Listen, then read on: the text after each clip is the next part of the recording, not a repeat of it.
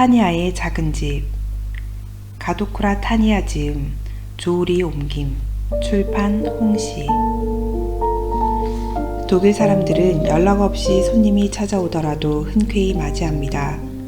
갑작스러운 방문이 부담스럽지 않은 이유는 집이 언제나 깨끗이 정리되어 있기 때문이죠. 그렇다고 항상 청소에 대한 강박관념에 빠져 있는 것은 아닙니다.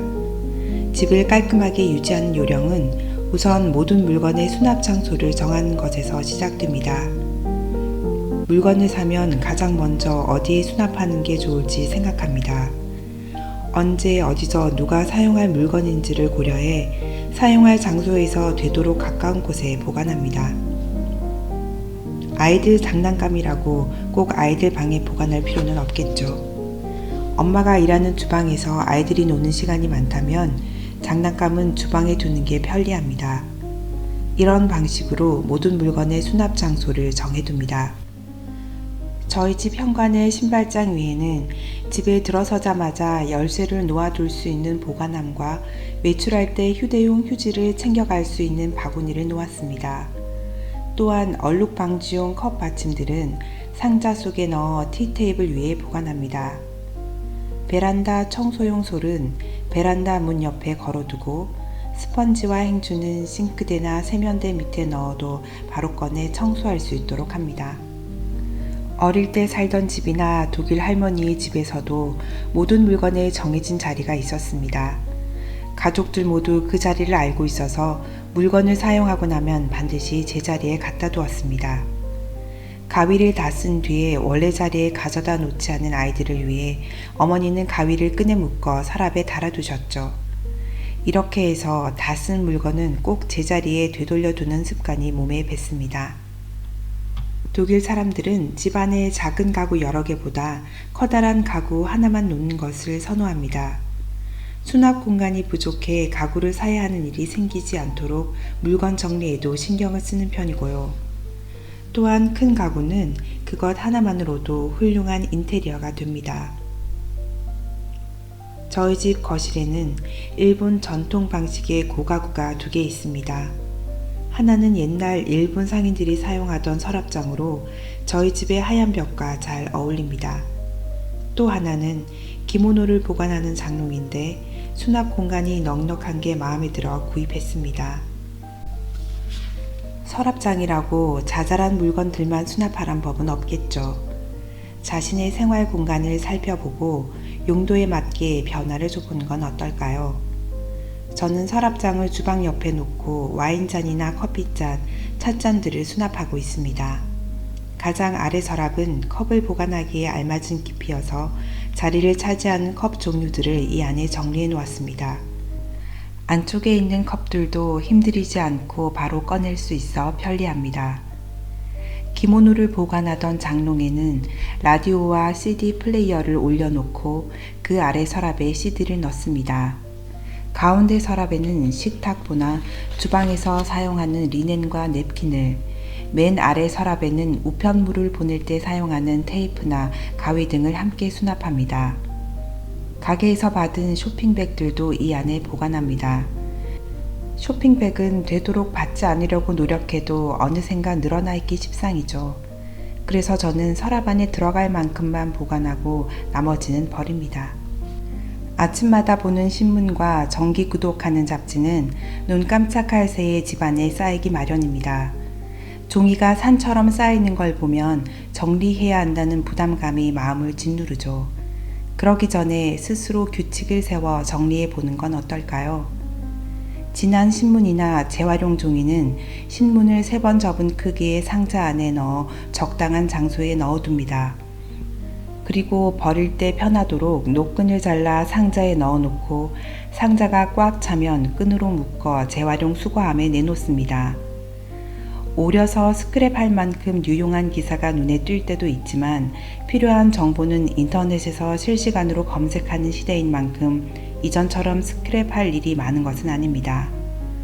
잡지와 책은 책장에 들어갈 만큼만 보관하고 더 이상 공간이 남아있지 않다면 중고 서점에 팔거나 지인에게 주는 방식으로 처분합니다. 아파트는 안에 아무 물건도 놓지 않으면 단지 무미건조한 네모 상자에 불과합니다. 간소한 게 좋다고 집안에 아무것도 들이지 않는다면 아름답기보다는 그저 횡한 전시장 같겠죠. 이 네모 상자 안에서 기분 좋은 일상을 보내고 싶다면 나 스스로 편하게 느낄 수 있는 공간으로 바꿔줄 필요가 있습니다. 그렇다고 생활하기 편한 것만 추구하여 살림살이나 쓰지도 않는 소품들을 있는 대로 집에 채워넣는 건 좋지 않겠죠.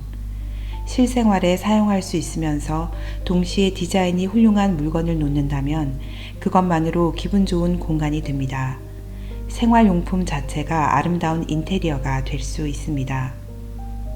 먼저 한 발자국 물러나 방 안을 둘러봅시다. 그리고 그 공간에서 주로 무엇을 하는지 생각해 봅니다. 거실이라면 가족들과 대화를 나누거나 책을 읽고 때로는 손님을 맞이하겠죠. 그러기 위해 필요한 물건이 무엇인지 생각하여 거실에 놓을 물건들을 채워갑니다. 저희 집 거실은 주로 쉬는 공간입니다. 예의가 아니긴 하지만 발을 올려놓고 쉴 수 있도록 튼튼하고 큰 테이블을 놓았습니다. 테이블 주변에는 의자 3개와 소파를 두었으며 편하게 찻잔을 올려둘 수 있는 사이드 테이블, 책 읽기 편하도록 의자 옆에 둔 스탠드도 있습니다. 사이드 테이블과 장롱은 길쭉하여 수납하기 힘든 물주전자와 꽃병, 양초, 스탠드 등으로 장식합니다. 테이블과 장롱 위는 먼지가 쌓이기 쉽지만 청소 때마다 먼지떨이를 꺼내 쓰기도 귀찮은 일입니다. 그래서 디자인이 귀여운 먼지떨이를 구입해 테이블 위에 장식처럼 놓아두었습니다. 먼지가 보일 때마다 쉽게 사용할 수 있어 편리합니다. 창문에는 초가을에서 겨울까지 커튼을 달아 놓습니다. 집 전체의 색감에 어울리도록 베이지 톤의 커튼을 골랐습니다. 벨벳 소재라 추운 계절에는 따뜻해 보이지만 여름까지 걸어두기엔 답답하죠. 그래서 햇살이 강해지는 5월 말에서 6월에는 커튼을 거두고 대나무 발로 바꿔답니다. 300끈으로 커튼용 레일에 묶어두면 대나무의 시원한 질감이 여름철 인테리어로 제격입니다. 주방은 좁고 구석진 곳에 있지만 그렇다고 아무런 장식도 하지 않으면 오히려 흰 공간에 갇혀있는 느낌이 듭니다. 벽에 창문이 없는 걸 보완하기 위해 유리 액자 안에 그림을 넣어 걸었습니다. 유리 액자의 빛이 반사되면 마치 창문이 있는 것처럼 환한 분위기가 됩니다. 어머니는 일본인 아버지와 결혼해 머나먼 독일에서 일본까지 건너오셨습니다. 하루라도 빨리 일본에 적응하기 위해 일본인의 생활을 관찰했고 자신의 방식과 비교해 본 어머니는 어느 날 이런 말씀을 하셨습니다.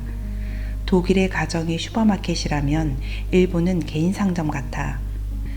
독일은 가족 구성원이 각자 필요한 물건을 쉽게 꺼내 쓸 수 있도록 찾기 쉬운 곳에 수납하고 관리하려고 했습니다. 굳이 물어보지 않더라도 혼자 찾을 수 있도록 하는 데 신경을 쓰죠. 그에 비교하면 일본 가정은 마치 개인이 운영하는 상점과 같습니다. 주부는 그 상점의 주인이고요. 무언가 필요하면 주인이 그 물건을 찾아줍니다. 독일의 집이 셀프 서비스라면 일본의 집은 세심하게 배려하는 서비스와 같다고 할까요? 이런 차이가 수납 관리나 가사에 드는 시간의 차이로 연결되는 것 같습니다.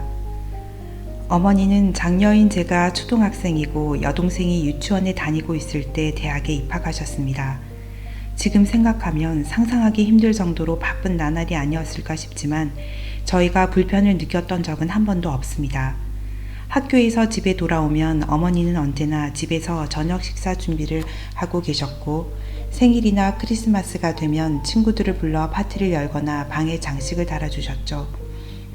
예전에 한번 어떻게 그렇게 주부와 어머니, 학생이라는 역할이 동시에 가능했는지 여쭈어 본 적이 있어요. 그러자 시간은 어디까지나 자신이 어떻게 사용하느냐에 달렸다는 답변이 돌아왔습니다. 저희가 학교에 가 있을 동안에 어머니도 학교에 갔다가 저희가 집에 오면 어머니도 집에서 주부로서의 역할을 하고 가족과 함께 시간을 보냅니다. 그리고 반드시 저녁 7시에는 저희들을 재우고 남편이 돌아올 때까지 대학에서 배운 내용을 공부합니다. 가사는 되도록 오후에 아이들과 함께 있는 시간에 끝마치고 세탁과 장보기, 바닥 청소 등은 요일을 정해 효율적으로 관리하셨다고 합니다. 아무것도 하지 않으면 시간은 그냥 흘러만 간단다. 하고 싶은 게 있다면 얼른 시작하렴. 이것이 어머니께서 입버릇처럼 하는 말씀입니다. 대학을 졸업한 뒤에도 어머니는 안주하지 않고 여동생이 고등학교를 졸업하자마자 대학원에 진학하여 무려 55세의 연세에 박사학위를 취득했습니다. 무엇인가를 시작하기에 너무 늦은 나이는 없다는 걸 어머니를 보며 배우고 있습니다.